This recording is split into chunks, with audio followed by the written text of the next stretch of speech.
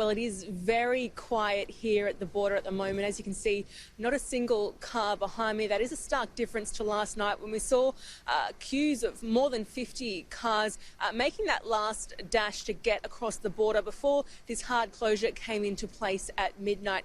As of 12 a.m. the rules have changed. Non-essential travellers coming from Victoria are now being turned away. They no longer have the option to isolate for 14 days here in South Australia. Essential travellers are still allowed to cross the border here at these checkpoints, but they must isolate when they're not completing their essential duties, and they have to wear personal protective equipment when they are interacting with the public. Now, there are around 60 points along the Victorian South Australian border that people can cross over. Police presence has been beefed up significantly since midnight. There were already around 260 officers monitoring this border. They're now being helped by traffic control, private security firms, and the Police Commissioner has requested the help of the Defence Force as well.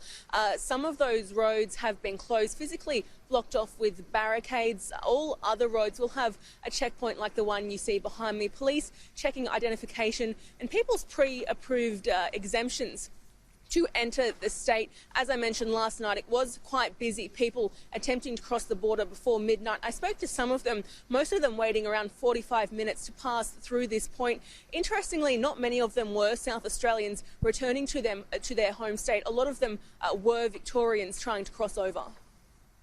I'm coming back as a South Australian. My mother's from Victoria. I'm taking her out of there because she's got immunity issues. I was going to stay longer, but then when I heard it was all closing down, thought, well, no, make the call. Wanting to be back with the family, I think, is the main thing.